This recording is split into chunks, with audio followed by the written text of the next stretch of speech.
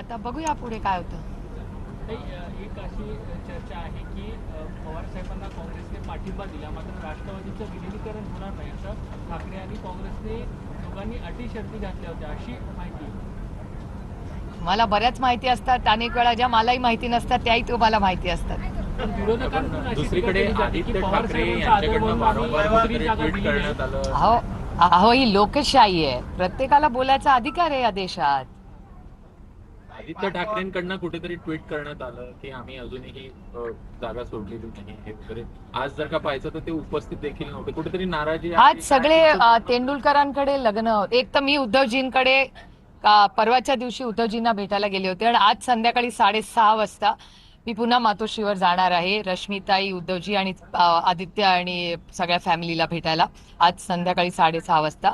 आणि त्याचबरोबर मी काँग्रेस पक्ष, सोनियाजी, राहुलजी, उद्धवजी, आदित्य ठाकरेजी, संजय राऊतजी, सगळेच जे म्हणजे वेणुगोपालजी, खडगेजी आणि अनेक जे काँग्रेसवर अनेक वर्ष चेनीथलाजी जे इन्चार्ज आहेत महाराष्ट्राचे, या सगळ्यांचे मी मनपूर्वक आभार मानते की गेले अनेक दिवस आम्ही सगळे अनेक दशक, खरं तर खडगेजी मला काल असं म्हणाले की तुझ्या वडिलांबरोबर मी 2-3 वर्षच त्यांच्यानंतर राजकारणात आलो, पण 6 दशक तुझ्या वडिलांनी आणि मी एकत्र काम केलेलं आहे. योगायोगाने दिग्विजय सिंगजींचाही फोन आला होता, कमलनाथजींचा फोन आला.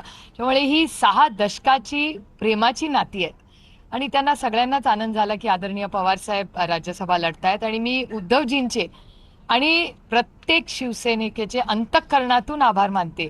आणि योगायोग बघा की 2006 मध्ये मी राज्यसभेत पहिल्यांदा जेव्हा गेले तेव्हा मला अतिशय प्रेमाने, तेव्हा बाळासाहेब हयात होते आणि माझंही इलेक्शन बिनविरोध 2006 झालं होतं.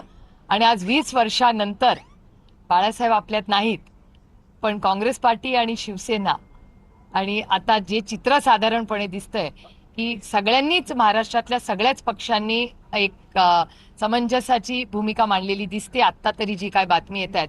आणि असं दिसतंय साधारणपणे की हे सगळं इलेक्शन बिनविरोध होईल अशी परिस्थिती, असं एक साधारण चर्चा ही मी आता आधी ऐकलेली आहे. त्याच्यामुळे महाराष्ट्रातले सगळेच पक्ष समंजसपणे आणि एक सुसंस्कृत महाराष्ट्र, कैलासवासी यशवंतराव चव्हाणांचा जो महाराष्ट्र होता त्याच्यात विरोधक हा आपला शत्रू नाही, ती वैचारिक लढाई आहे.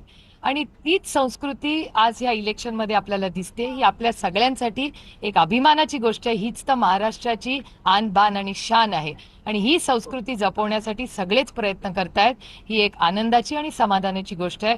मी पुन्हा एकदा काँग्रेस पक्षाचे आणि शिवसेना पक्षाचे, महाविकास आघाडी आणि इंडिया अलायन्स, मी आवर्जून उल्लेख करीन. काल अखिलेशजींशीही बोलणं झालं, त्यांच्याही सहकार्याची भूमिका, भावना होती. कम्युनिस्ट पक्षाचे आमचे अनेक पदाधिकारी असतील, जयंत भाईंचाही काल फोन आला. तर त्याच्यामुळे हे सगळे 6 दशक ज्या सगळ्या लोकांनी आदरणीय पवारसाहेबांना जी साथ दिली, आज ते सगळे आमच्या बरोबर होते ह्या सगळ्या प्रक्रियेमध्ये. त्याबद्दल मी माझ्या अंतःकरणातून त्या प्रत्येकाचे मनपूर्वक आभार मानते. आणि सगळ्यात महत्त्वाची गोष्ट की बारामतीकरांचे मी नतमस्तक होऊन आभार मानते, कारण का ही सगळी जी सुरुवात 6 दशकापूर्वी 1967 ही फेब्रुवारीमध्ये जी सुरू झाली, ती सगळी, हा सगळा प्रवास हा बारामतीकरांनी जी साथ दिली, त्या प्रत्येक बारामतीकरासमोर मी नतमस्तक होऊन महाराष्ट्राच्या मायबाप जनतेचे आणि भारतात सगळ्या लोकांनी जी आदरणीय पवार साहेबांना 6 दशक साथ दिली त्यांचे मनपूर्वक